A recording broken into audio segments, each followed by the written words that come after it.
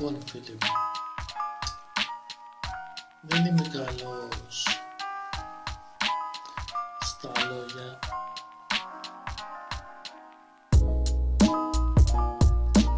αλλά αυτό που με πειράζει είναι η προδοσία.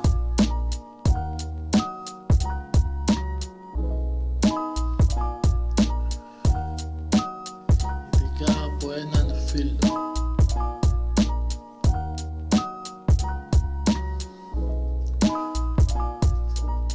Την έχω πατήσει πολλές φορές από ένα φίλο. Και μια συμβουλή: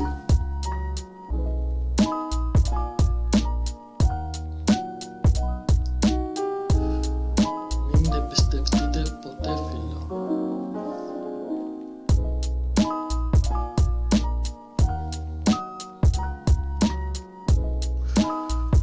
Αυτή είναι η καλύτερη συμβουλή.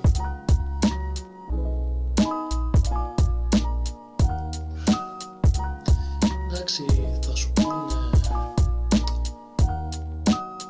εντάξει, το πρόβλημά σου ότι δεν το έχουμε εμείς το ίδιο και παπαριές, αλλά δεν το ζουν το πρόβλημα αυτό που ζεις εσύ.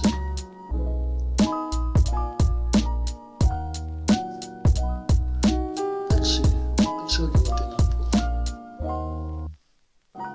Απλά εμπιστοσύνη να έχεις μόνο στον εαυτό σου.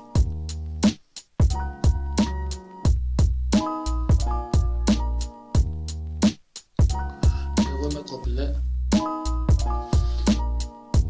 Αυτοί που με σέβονται, τους σέβομαι κι εγώ.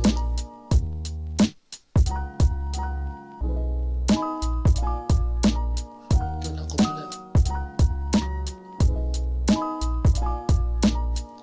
Αλλά θα με στεναχωρέσει πολύ από έναν κολλητό μου να μάθω ότι με έχει προδώσει.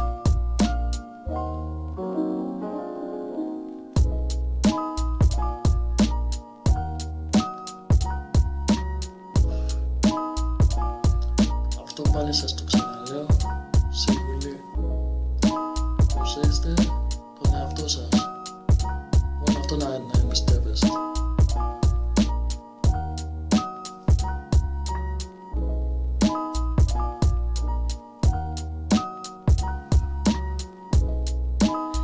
Οι φίλοι μπορεί να σας τη φέρνουν με το χειρότερο τρόπο.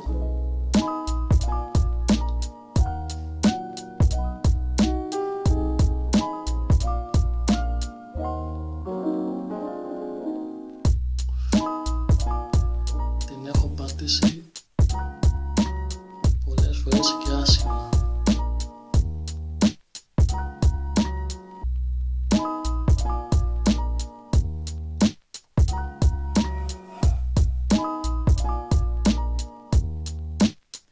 Εδώ σας αφήνω.